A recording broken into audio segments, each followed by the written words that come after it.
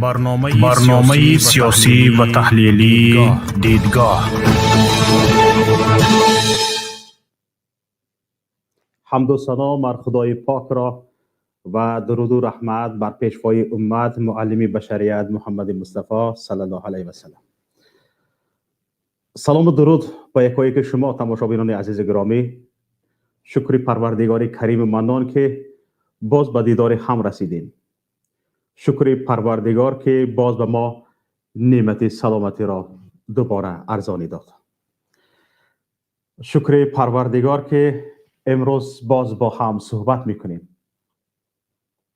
شکر پروردگار که برای آینده ملت اندیشه میکنیم و هرچی پیش پای ما هست و صد راه ما هست برای پیشرفت آن را برطرف میکنیم و کوشش به خرج میدهیم که هرچی زودتر و هرچی استوارتر قدمهای خود را به پیش گذاریم و هرچی زودتر به قله های پیشرفت برآمده باشیم.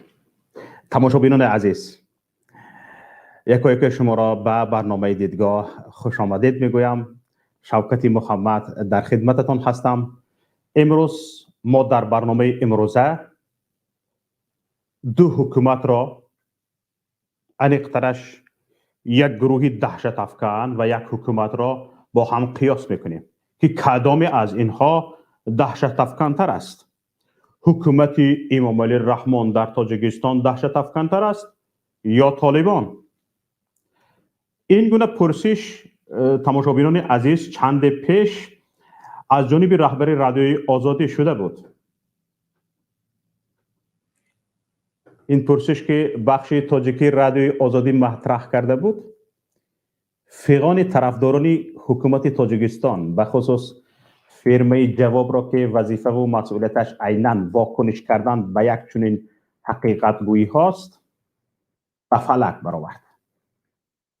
حتی مخالفین و برخی از بی‌طرفان نیز واکنشی تند و دغل به این پرسش نشان داده این رسانه را با جانبداری از طالبان متهم کردند. اصلا این پرسش نه تنها بی موقع نیست، بلکه مقایسه سازی این دو حکومت، یکی افراطی دینی طالبان و دیگری افراطی دنیوی حکومت تاجیکستان، عین واقعیت است که حقیقت های را افشا می کند. چون رادیوی آزادی تنها پرسش انجام داده و مقایسه جز به جزئی این دو حکومت را به خود مردم واگذار کرده بود. انا همین طور تماشاگران عزیز ما تصمیم گرفتیم انا همین مقایسه را انجام دهیم تا ببینیم واقعا کدام از این دو حکومت بدتر و حتی وحشی‌تر است. ما هم تنها فکت و رقم میاریم و خلاصه براری را به شما تماشاگران عزیز وا میگذاریم. باید به این سوال پاسخ داده شود که چرا این پرسش فیغان چند گروه را بیرون آورد و برخی به تحقیر شخصیت ها از جمله رهبری رادیوی آزادی پرداختند و تحقیر سلیم ایوبزاد. به اندیشه ما ناراضگی نفرانی تا حد بی‌طرف از این پرسش برمیگردد به تنفر، یعنی نفرت آنها به طالبان که این همه سال دیوی وحشتناک نشان داده شده‌اند و هیچ رفتار مثبت از ایشان در هیچ رسانه در جهان ذکر نشده است. همیشه طالبان بد، طالبان بد، طالبان سیاه. بله همین طور بود. برای این گونه این انسان ها را درک کردن ممکن است.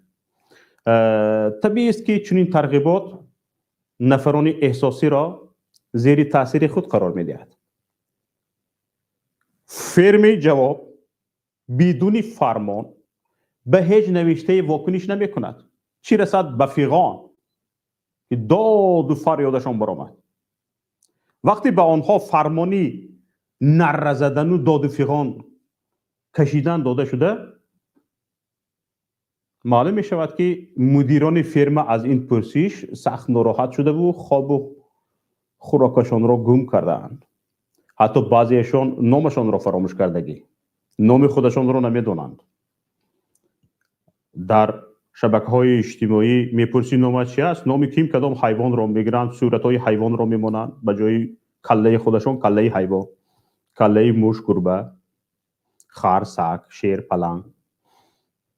به جای نامشان نامی گیتلر، میلر، همین خیلی است. چرا؟ به اندیشه ما مسئله برمیگردد به حقیقتی که این گونه پرسش ها می توانند آشکار کنند و کشنده ترین حقیقت برای رژیم که از مقایسه بیرون می شود این است که افراطگرایی دینی اگر وحشت انگیز است، افراطگرایی دنیوی از آن بهتر نیست و حتی به مراتب دهشتناکتر است. حالا تماشابینان عزیز، برگردیم سری مسئله و ببینیم در واقعیت کی وحشت آورتر است یا به تعبیر بین المللی کی تروریست‌تر.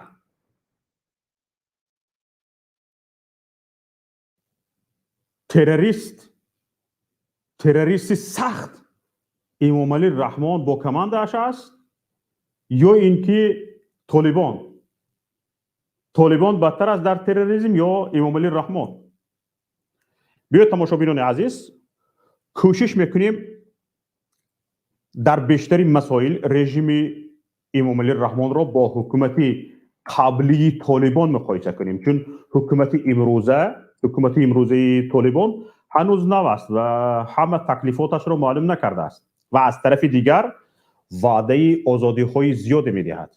برای همین با فعالیت سابق طالبان تا به این حکومت امروزه رسیدنش مقایسه میکنیم. طرز رسیدن به قدرت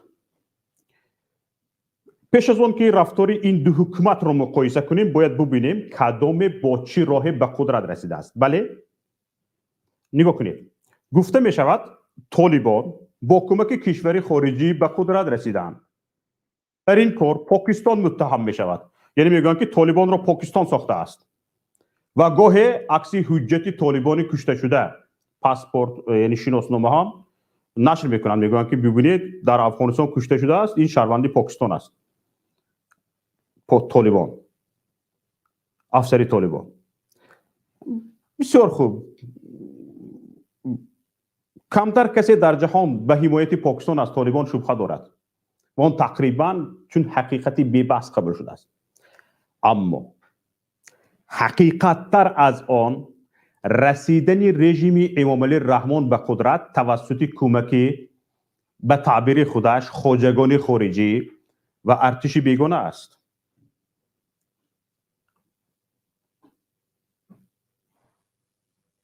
به گفته دوستی امامعلی رحمان لوکاشنکو، امامعلی رحمان پولمیات در دست با کمک دو کشور ازبکستان و روسیه و نیروهای مخصوصی تا دندان مسلح ارتش آنها وارد پایتخت کشور شده است. این حقیقت را کسی پنهان کرده نمیتواند. امامعلی رحمان بعد سیسی 16 شورای عالی که در خوجند گذشت به پایتخت جمهوری تاجیکستان اول به ازبکستان می رود، از ازبکستان تا دندان به سلاح مجهز می شود و به دوشنبه هجوم میکند. به دوشنبه با سلاح بیگانگان هجوم کرده می درآید. بعد سیسی 16 شورای عالی، بعد سیسی 16 شورای عالی امامعلی رحمان به دوشنبه به پایتخت نه به ترمیز سفر میکند. از اونجا به یراق اسلحه وارد تاجیکستان می شود. این حقیقت را خودی حکومت و خود شخصی امامعلی رحمان باری هم انکار نکرده است و تشکیل کننده، عملی کننده آن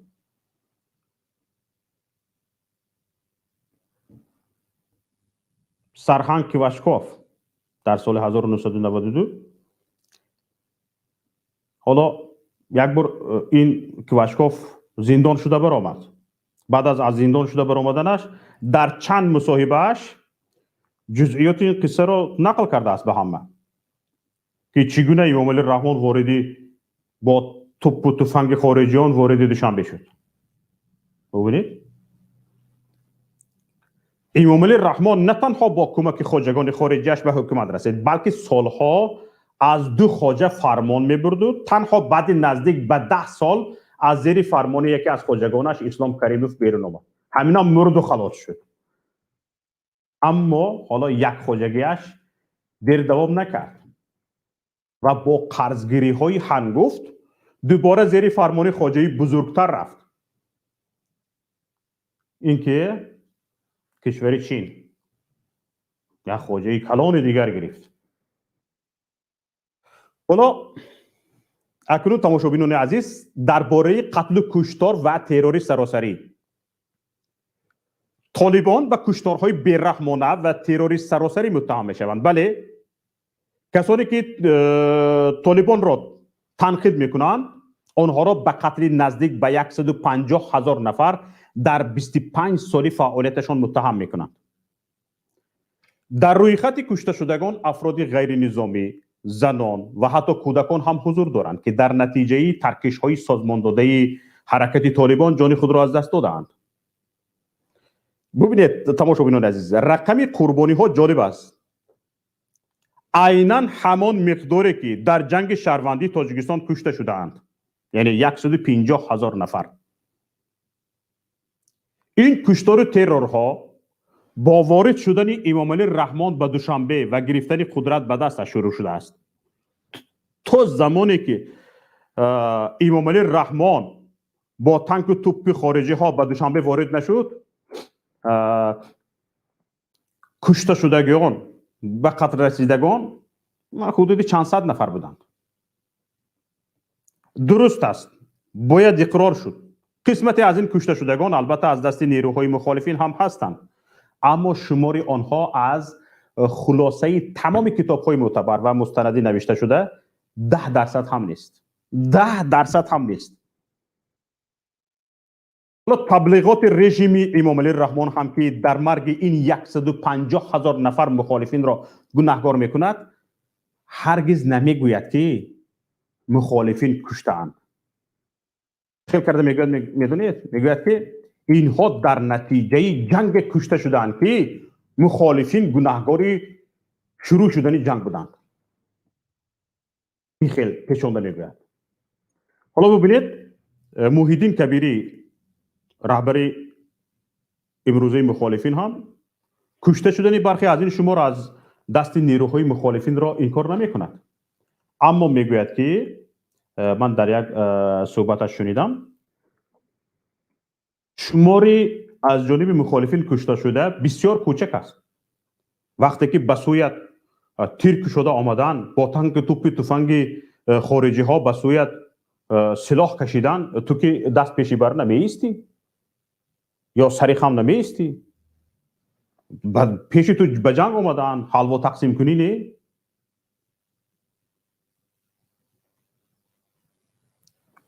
یک پیشنهاد محیدین کبیری در همین باره به من خیلی پسند آمد. میگوید که روی خط تمام کشته شده ها جمع‌آوری و نشر گردد تا معلوم شود که این کشته شده ها را کی کشته است.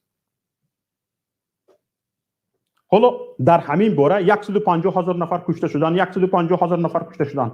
همین 150,000 نفر کشته شده ها، حالا ما در جنگ 41-45 جنگ بزرگ وطنی که فلان میلیون آدم کشته شده است، روی خطش رو داریم. در جنگ بزرگ وطنی کشته شده ها از تاجیکستان را که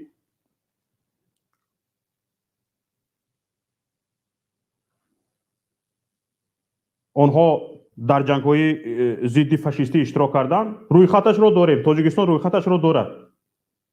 کیا کشته شدن؟ اینه که همگی همین 30 سال پیش کشته شده‌اند، روی خطش رو نداریم. سر را آشکار نمی‌کند. برای چی؟ برای اون که از کیها کشته شدن، از کدام خاندان ها کشته شدن، وقتی که آشکار می شود دانسته می شود که آنها را کی کشتگی.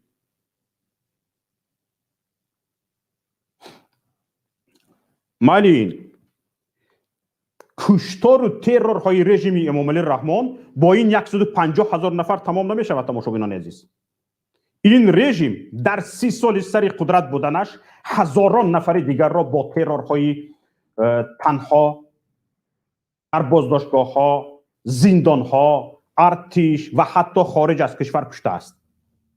بیشتر این کشتارها بنابر تعقیب نزدیکان قربانیان پنهان مانده اند.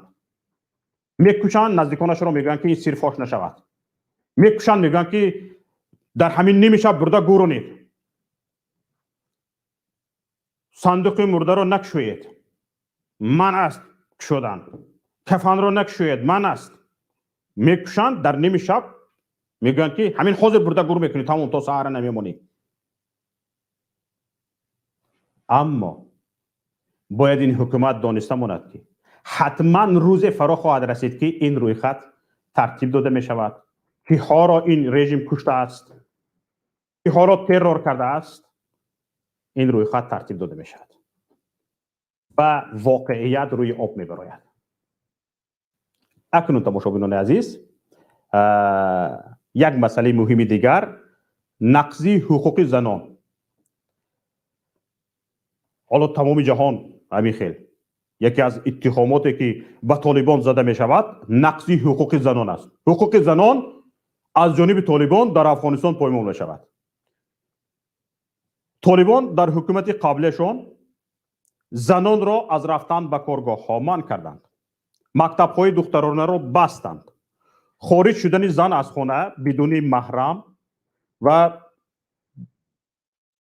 اگر برقه را نپوشند منع کردند. همچنین گزارش های نشر شده بودند و حالا همگاهی می شود که سپاهیان طالب دختران جوان و حتی گاهی 13-14 ساله را بازور به نکاح خود می درآورند.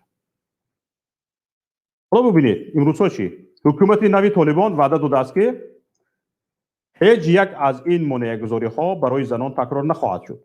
زنان اکنون می توانند به کار بروند، مکتب های زنانه فعالیت خواهند کرد، پوشیدن برقه یعنی تمام خیلی پوشیده پرتفتن شرط نیست، تنها روسری کفایه است. ورود سپاهیان نظامیان به خانه های مردم منع شده است. حالا همین خیلی وعده ها رفته ایستاده است. تا چه حد طالبان به وعده هایشان وفا خواهند کرد حالا معلوم نیست. ببینید چند روز پیش طالبان از زنان دعوت کردند به خاطر امنیت به کار نروند. حالا تنجی امانی آسایشتگی تامین نشده است، یک حالتی بعد جنگی وجود دارد. گفتند که به خاطر امنیت حالا زنان به کار نروند و وعده هم دادند که این فرمان موقتی است.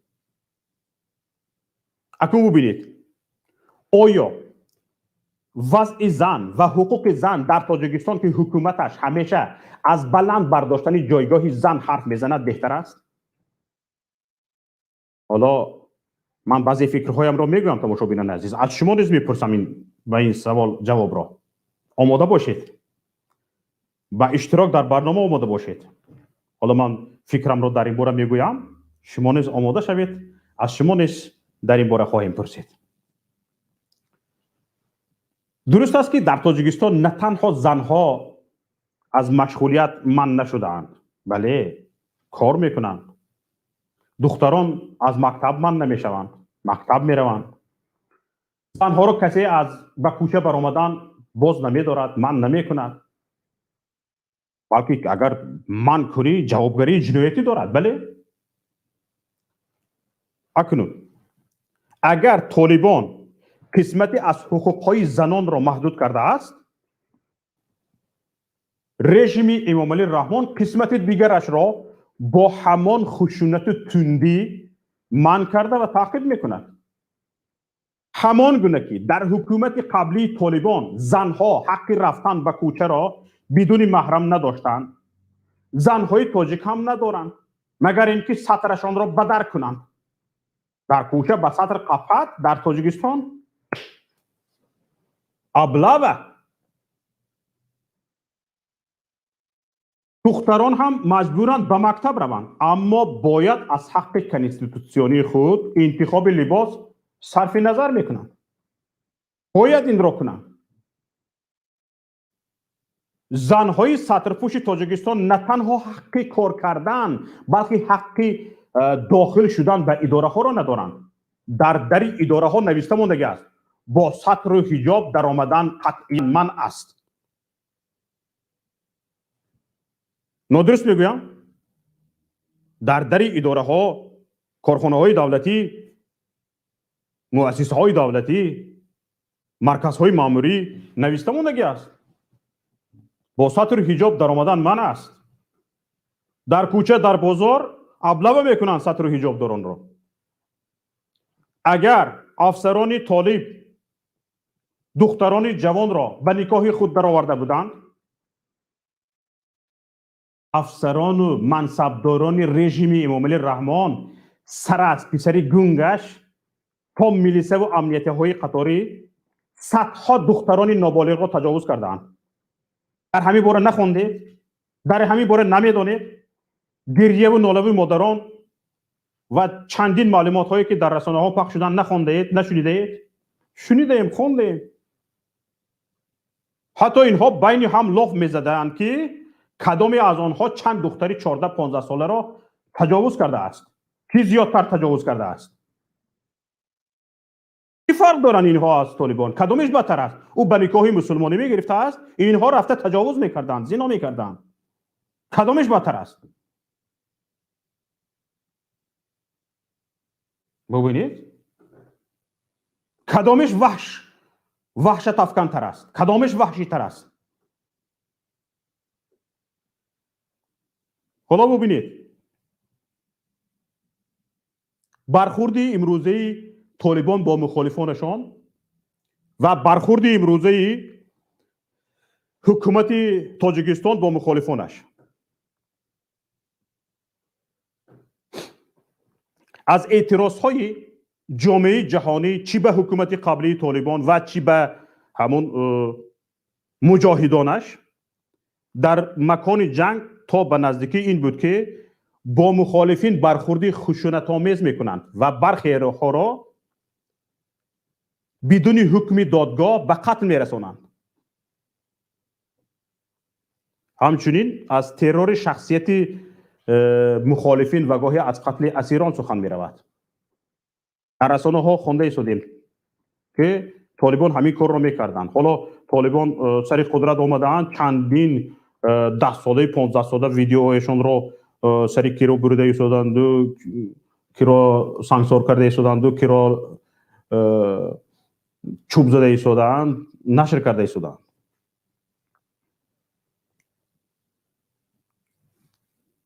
بگذار، اما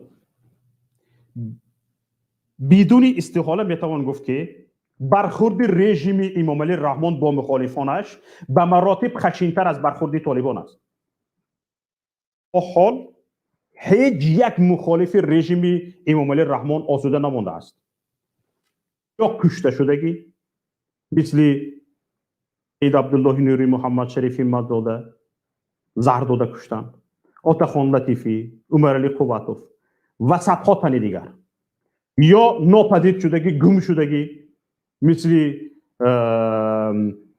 احسان آدینایف، یا زندان شدگی مثل محمد علی حیید، سید عمر حسینی و صدها اعضای حزب نهضت اسلامی تاجیکستان و همچنین محمد روزی اسکندرов، زید سیدov، بزرگ مهریارov، هزارها نفر دیگر و همچنین چندین هزار دیگر گریزه شدگی هستند. همین وحشت افکنی نیست؟ صدها دیگر اندیش و مخالف در زندانهای رژیم امامعلی رحمان تحت شکنجه های شدید جان باختند یا معیوب یکمری شده‌اند.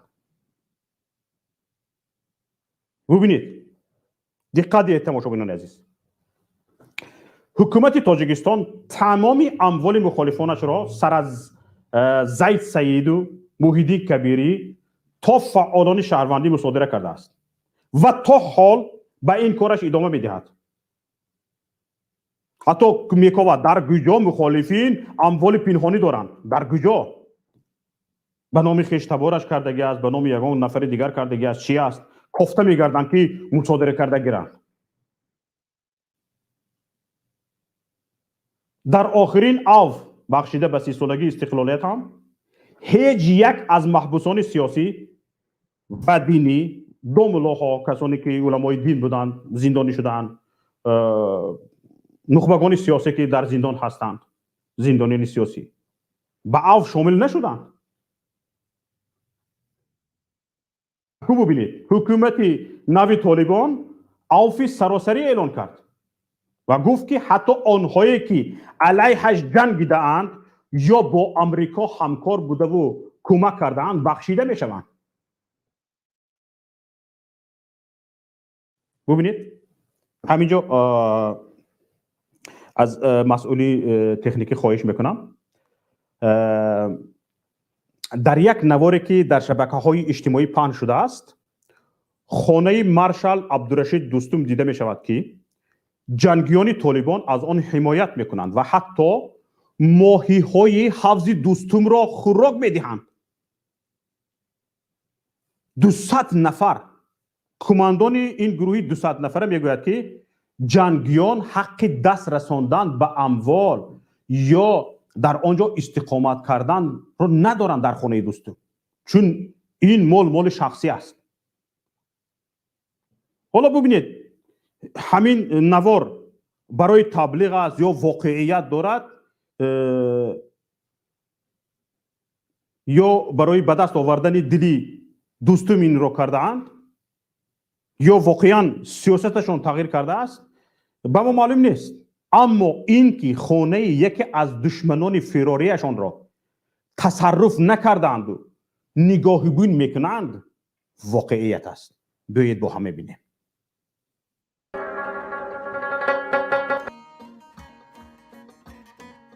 من نزدیک درب ورودی خانه مارشال دوستم هستم.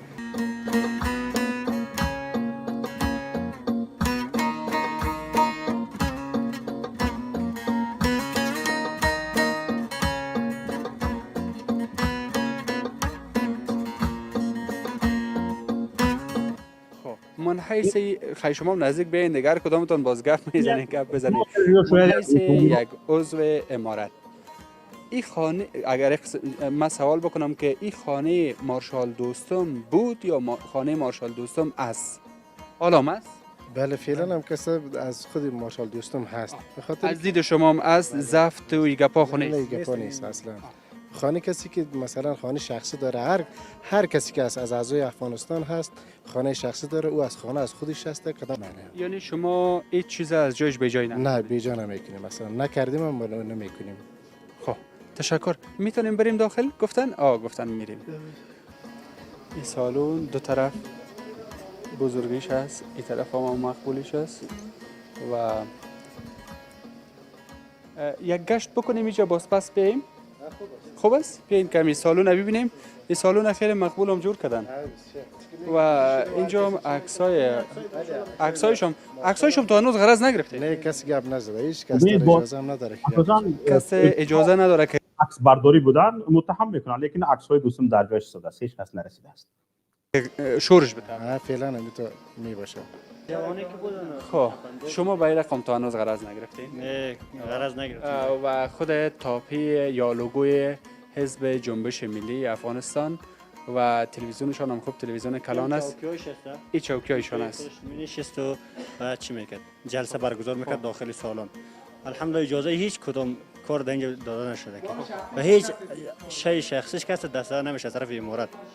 یک کس مال شخص عکسایش و دیگه شیهایی که در داخل خانه داره. فقط شما نگهداری میکنید؟ فقط در همین جا آمده مثل نگهبان باری 5 وقت مجاهدین نونشون نمیخورن دیگه به هیچ کاری گلخانه‌اش هم میتونن مثل سابق باریسته دیگه سالن وش دیگه اتاق هیچ تغییر نامده. الحمدلله هیچ تغییر نیامده. شما چطوره در بخش کی گلشناس از بین شما؟ گلا که هستن که شناختن مشکل است. دنیا گفتی که ما در کوه و دشت بودیم، گلا رو دیگه چی دیدیم؟ گلا را زیاد ندیدیم. ولی گلایی که فعلا که حاضر هستن، این گزارش یک بهانه خوب شد که خانواده مارشال صاحب میتونه ببینه که گلایشان آمد تا درم کورولادل هم ده من یارسی گلخانه لرنم بچه‌لر و اینجا بخش ماهی خانه و چی مایایی است؟ ما نگهداری میکنیم، با خبری میکنیم، ماهی را غذایش میتیم، تبدیل هوا میکنیم، تبدیل هوایش تبدیل میکنیم، رسیدگی میکنیم که تا مسئولش بیاد ما تبدیل کنیم مسئولش.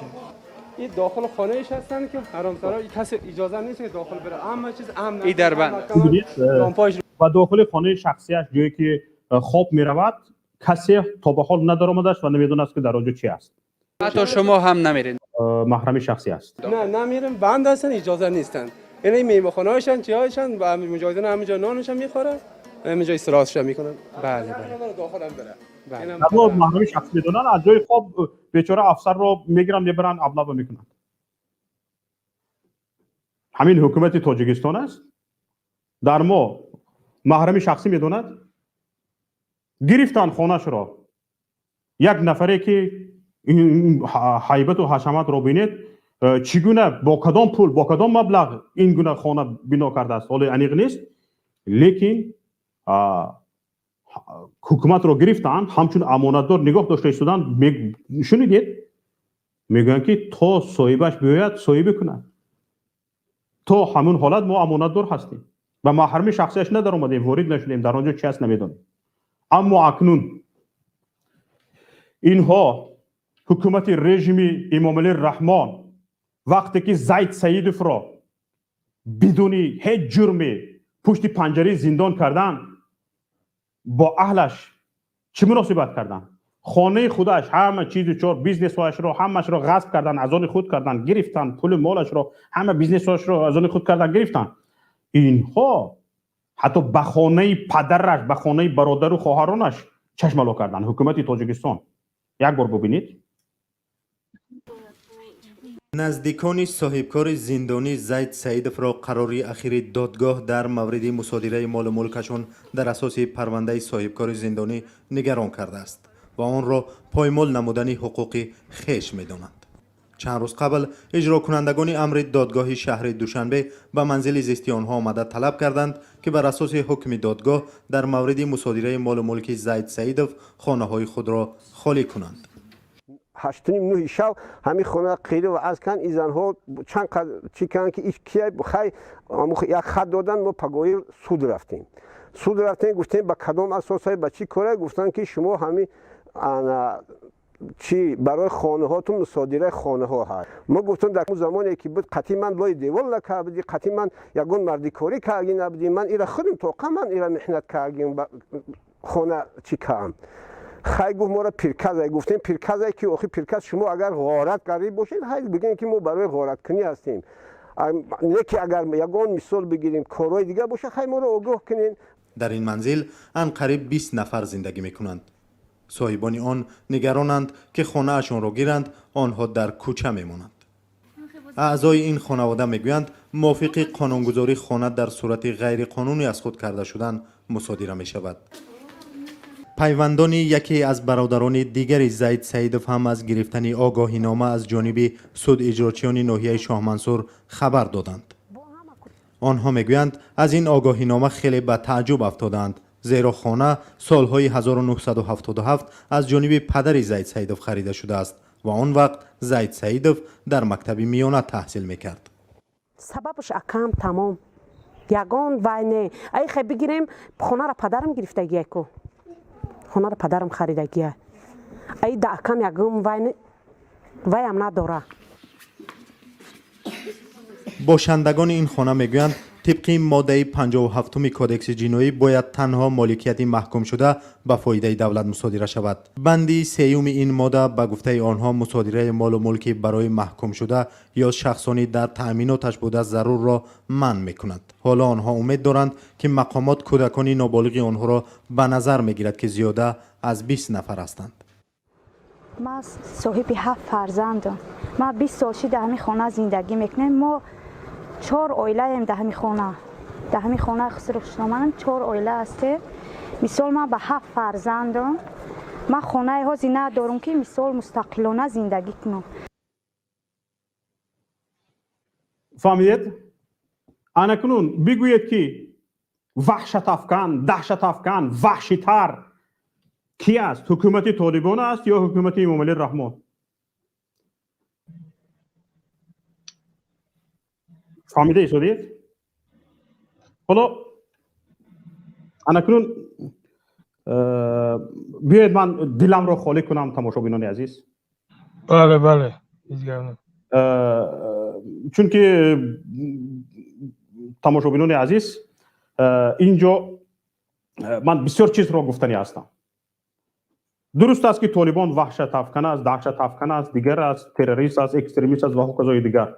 لیکن انا همین حکومت امروزه ما وحشی‌تر و دهشت افکنتر از طالبان است. درباره آزادی بیان گپ زنم. خواهش میکنم ان شاء الله که به هر یک شما نیز سخن میدیم، در این باره فکرهای شما را هم میگیم. حالا چندین نفر علیه ورود شده هستند. ان شاء الله به هر یک شما نوبت میرسد. من چند چیزهای گفتنی هست که التماس میکنم فرصت بدهید گفته گذارم.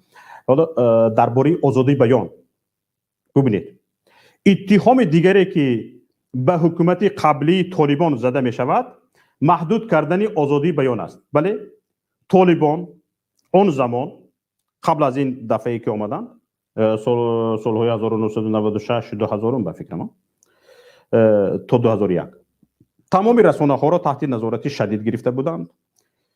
سنزور دولتی را راه انداخته بودند. رسانه ها حق بیرون از قاعده معین کرده آنها حرف زدن را نداشتند. همین خیلی انکنون تاجیکستان، وضع آزادی بیان در تاجیکستان از دوره حکمرانی اولی طالبان بهتر نیست. اگر طالبان معیارهای مقرر کرده بودند که رسانه ها نباید به آن میپرداختند، به آن دست میزدند، مثل ترغیب دموکراتیا، آزادی زنان، فیلم های غیر اسلامی، غیر اخلاقی و غیره، برعکس دعوت اسلامی با شدت ترغیب میشد. اما حکومت تاجیکستان چی؟ برعکس برای ویران کردن این گونه طلبات ها جزاهای سنگینی پیش بینی کرده است. نه تنها دعوت اسلامی، حتی حرف زدن از اسلامی که بیرون از چهارچوبه معین کرده حکومت است حکمی سنگین در پی دارد در تاجیکستان. بله، فرق دارد. اگر در حکومت طالبان انتقاد کردن از شریعت اسلام، طعنه و بدگویی به خدا و رسولش صلی الله علیه و سلم حکم قتل داشت، در رژیم امامعلی رحمان تنقید از خود امامعلی رحمان و طعنه و مسخره‌اش و حتی از اعضای خانواده‌اش عملا همین حکم رو دارد. کشته میپرتایند. البته میدونیم حکم قتل در تاجیکستان مراتوری است. حکم قتل رسما صادر نمی شود. اما انسانی که بعد انتقاد یا خدای نکرده مسخره پیشوا دستگیر شد، و دست این وحشی ها این حکومت امامعلی رحمان افتاد، به قول جنازهش خوانده شده است. ولی اگر طالبان دعوا دارند که از دین خدا حمایت میکنند، امامعلی رحمان دینی نوی برای مردمش ساخته است. در این دین خدا خودی امامعلی رحمان است. همین خیلی نه؟ هر چی خواهد خودش رو میخواند. همین قدرم که آشکارا من خدا نگفته است همین مانده است. تمام. ندرست میگویم تماشابینان عزیز؟ حالا وحشی‌تر کی است؟ حکومت طالبان یا امامعلی رحمان؟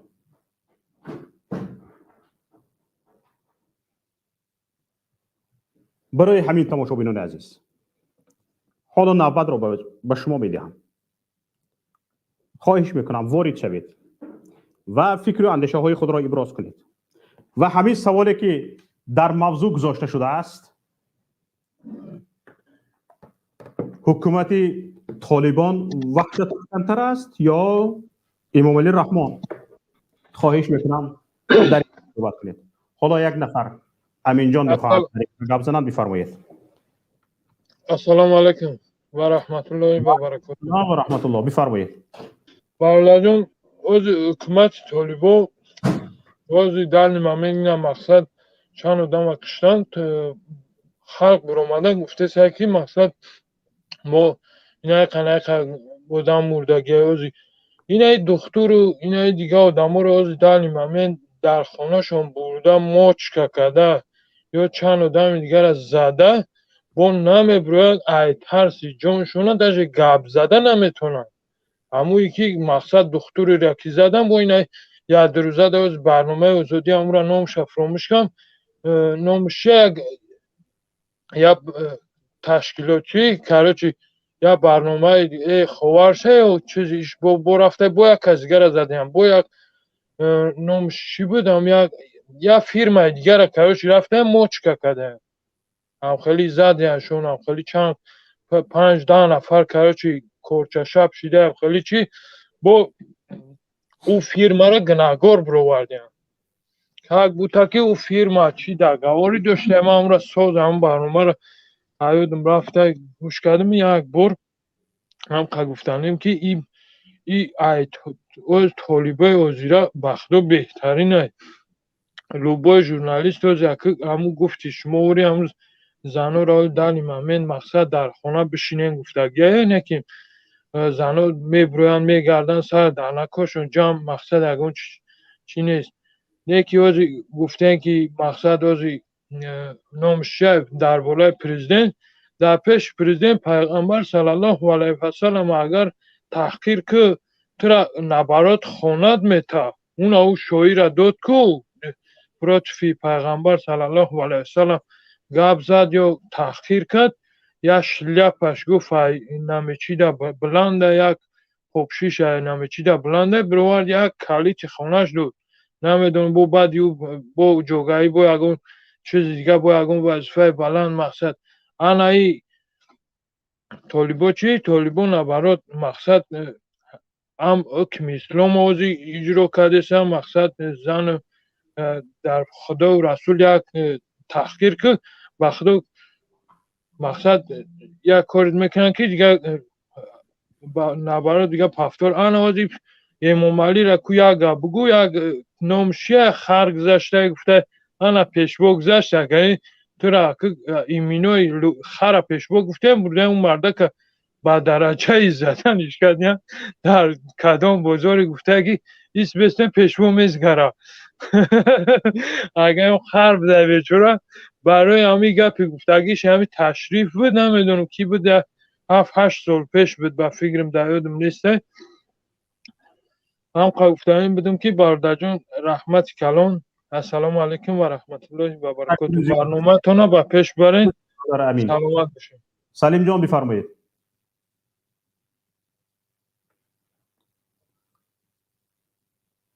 به فکرم سلیم جان حالا آماده نیستند. علی بفرمایید. بعد از علی واتساپ.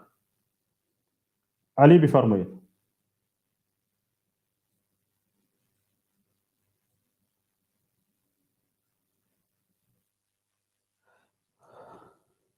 سلیم جان هستید شما؟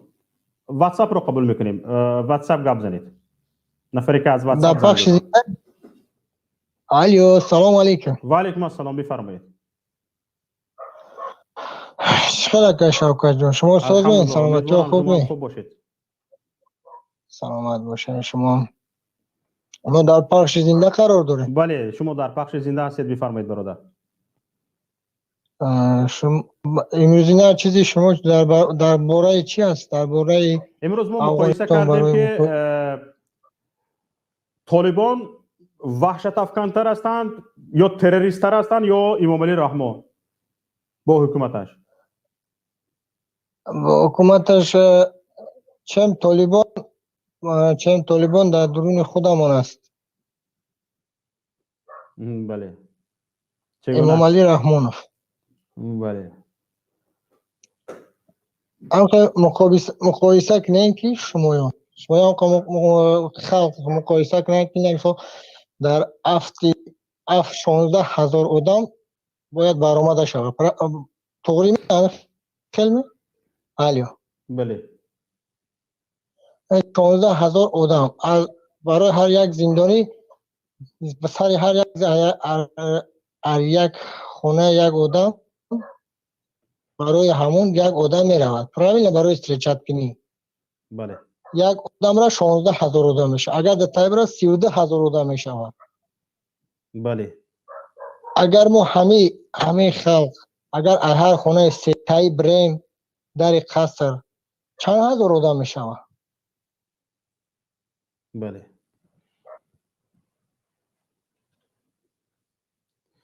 برای را استعفا با امامعلی رحمان. حالا ببینید نمیشه دیگه خیلی خوب. حالا ببینید برادر عزیز گرامی اینجا مناسبت چی است؟ همین حالا چند پیش به ما یک خبر رسید در شهر خوجند یک مرد 55 ساله را با نام آتاجان دادابویف که یک شخص معتبر یعنی شخص با اعتبار معتبر به معنای چشمی شخص با اعتبار یعنی وست داشته است در خوجند پول داشته است مال داشته است خانه داشته است جا داشته است در چند جا کافه داشته است چایخانه داشته است دیشب بیگاه به ششم عدل بردند چنان زدن لطکوبشان کردن که مرد است. یاری تاجری را دعوت کردن در ماشین یاری تاجری جان به حق سپرده است. کجا طالبان دفاع میکنه؟ یک نفر رو میبری بگذار یک جنایتکار باشد تا سود تو میکشی وی را زده مرد 55 ساله صاحب چند فرزند باشد شاید شوکت جان اکای شوکت جان بله اکای شوکت جان اینجا خلق خمون گناهگار است. خلق خمون برای که به مهاجری حواس دارن یکمش دیگه مشکل اگر این موضوع این پریمیر میگیریم که در دوشنبه حوزه اف میشود روز 6 سپتامبر همه خیلی توغریه بله 6 سپتامبر سر هر یک محبس شدگی دو سر یک محبسی که آزاد میشود دو آدم میرود 32,000 آدم میشود. بله اگر ستایی برود 52,000 آدم میشود. بله یعنی میخواهد در اونجا گردی همایی کنند بعدی که با خوبی که نشید میتونیم که گردی همایی کنیم. همه اگر 9 میلیون آدم اهالی تاجیکستان بخیزن 9 میلیون خودش میپرتویا میگریزه میرود. بله درست است. ما همین 500 نفر که بخیزن یا تمونه میکشه 2 تمونه میکشه 3 تمونه میکشه این بردگی که 201 دویزایی که ایراسیا برده در اونجا مونده با ما یاردم پرابلم درونی مسئله خودش هیچ کار کرد نمیتونه وای درست. حالا نباید رو به نفرانی که به سود وارد شدن میدهیم یگان گفته ایلوه دیگر دارید؟ بله دارم. استعفا امامعلی رحمان بفرمایید بعد نباید رو به نفرانی که تازه به سود وارد شدن گذارانیم. مالش خوب شوکت جان سلامت باشه. استعفا امامعلی رحمان گفتید که ایلوه دارم. نه که برآمد دیگه برادر عزیز زنده باشید. حتما به برنامه‌های دیگری ما نیز وارد شوید و ابراز نظر کنید. بسیار جالب صحبت میکنید.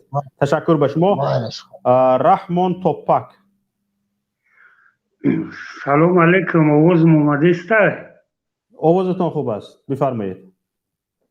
راست دیگه بگو ما برنامه‌های شما را بسیار تماشا میکنم. یکم بار درآمدم همیشه کوفتم خیلی شد یکی درآمدم. نصیب بود است. برنامه‌تون بسیار معقول است. اینمی ما در مهاجرتم 30 سال میشوه. ای سالی که همین رحمان تپک پیشوی ملتش میگن چی میگن، فقط میرم میام. بله. ما همه گفتنیم که همین برنامه هم که همیورا ما تماشا میکنیم دیگه و دیگریوشه. خیلی این خلقی همین توجی که ما نمیدونم همین ظلم در سرش برداشته گشت است. بله. حالا برادر نمیدونم نام خودتان چی است؟ بسیار یک نام شوخی‌آمیز نوشته. ببینید همین مهاجرت، در مهاجرت بودن کاری ساده نیست، کاری آسان نیست و کاری خیلی سنگین است. زندگی سخت است. در مهاجرت، در مسافرت زندگی سخت است، خیلی سخت است.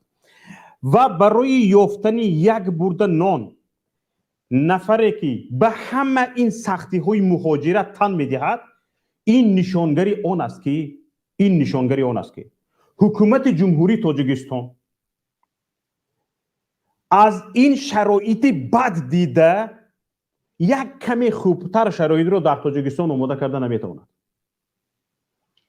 یعنی آماده ای از همین شرایط بد مهاجرت یک کمی خوبتر، حتی برابری همین، حتی یک کمی بدتر باشد هم میلش، شرایط رو در تاجیکستان آماده کرده نمیتواند. حالا مهاجران درباره شرایط وضعیتشان گپ زنند، شب روز گپ زنند تمام نمیشود. به همین حالت آورده رسانیدن ملت این چی است؟ ظلم نیست؟ ظلم است. ظالمی نیست؟ ظالمی است. طالبانی که گفته ایستادن های متخصصان هیچ کجا نروید، شما به آینده ملت در کار هستید، به آینده ملت ضرور هستید، به پیشرفت ملت در کار هستید، هیچ کجا نروید. حتی کشورهای ابرقدرت را ملامت کرده ایستادن که شما برای از افغانستان بیرون رفتن صاحب کسبان ما سبب شده ایستادید، شما اینجا پرووکاسیون کرده ایستادید، مردم را به دهشت انداخته ایستادید، از ما ترسانیده ایستادید، مردم صاحب کسبان متخصصان بیرون شده ایستادن. گفته از کشورهای دیگر، از کشورهای خارج اظهار ناراضگی کرده ایستادن. در تاجیکستان چه؟ در تاجیکستان بیچاره متخصص معلم میبراید میرود کوچروب در روسیه میشود، حکومت جمهوری تاجیکستان پروا ندارد. از طالبان بدتر نیست؟ طالبان خوبتر از یا حکومت تاجیکستان؟ در یک ولایت ختن، حالا ببینید نشریه فرش همین معلومات رو نشر کرد، در یک ولایت ختلان تنها همین سال 1000 نفر آموزگار مکتب رو پرتافتن به مهاجرت رفتند. اکثریت همین مکتب رو پرتافته، یعنی درسی آموزگاری رو پرتافته به مهاجرت رفتگی، اکثریتشون جوانانند. ایگه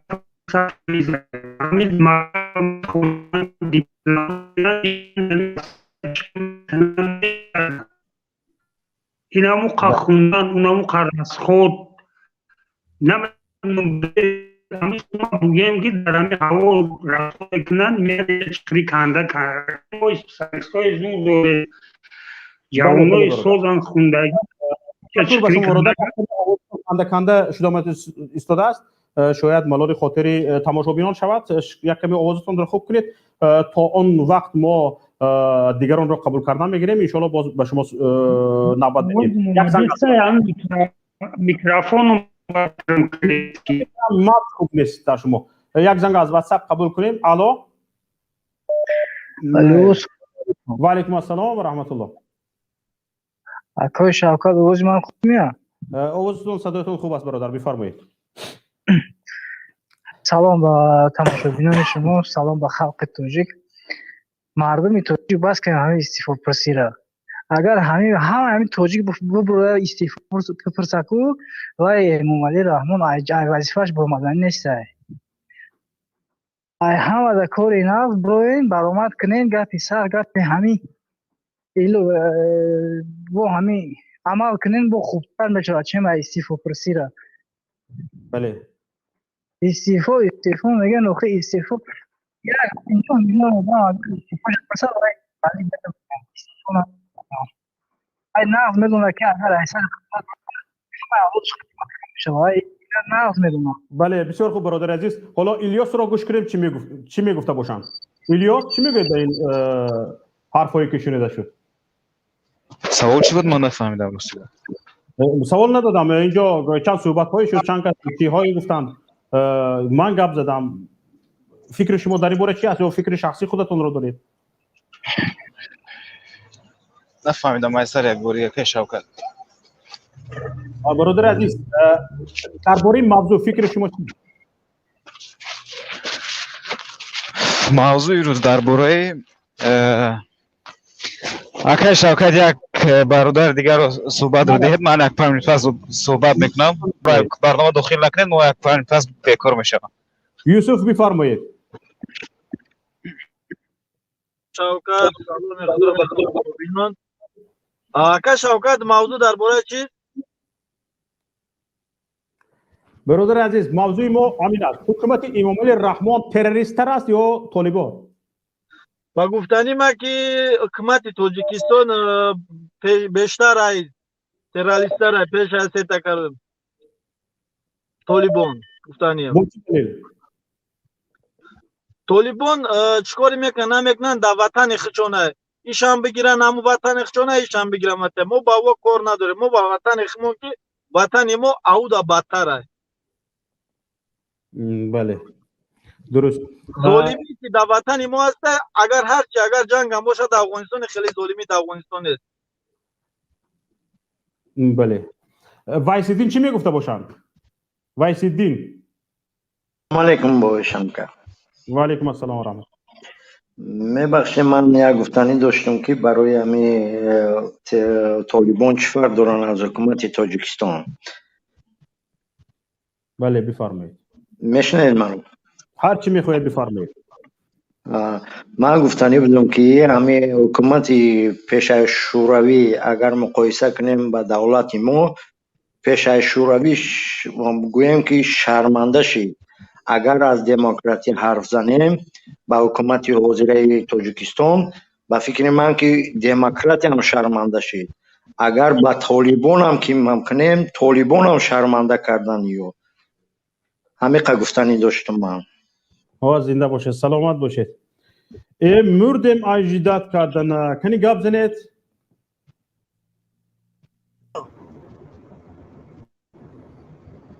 کنی گپ زنید. السلام علیکم. انا زنده کو بفرمایید برادر. سلام علیکم. اکای شوکت چخیر شما؟ زنده باشید. مردم نگوید. اول پیش از اون که بمیرید ما به جنازه خبر کنید برادر. خدا نشانه ده امامعلی بمره. امامعلی زنده باشید. ما در جنازه امامعلی رقص میکنیم نصیب باشه انشالله. برادر عزیز برویم مردم نگوید. نه اکان خیلی نیستم که نه دوخیم میسم چند خمیسم نمیدرونن جد کده چند برنامه را گذراندیم با همی ندرووردیم. مقصد گپ من این دولت امام تپک خلق تاجیک با کردی کند کشته است. این خینه که یک سال ده همه را اویسته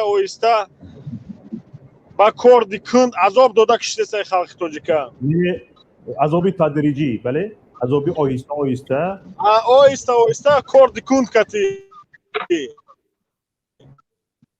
بله مردم را همین شرایط کرده که مردم مهاجرت روند، زنو به صاحب مونند، کودکو به عقل کلان شوند.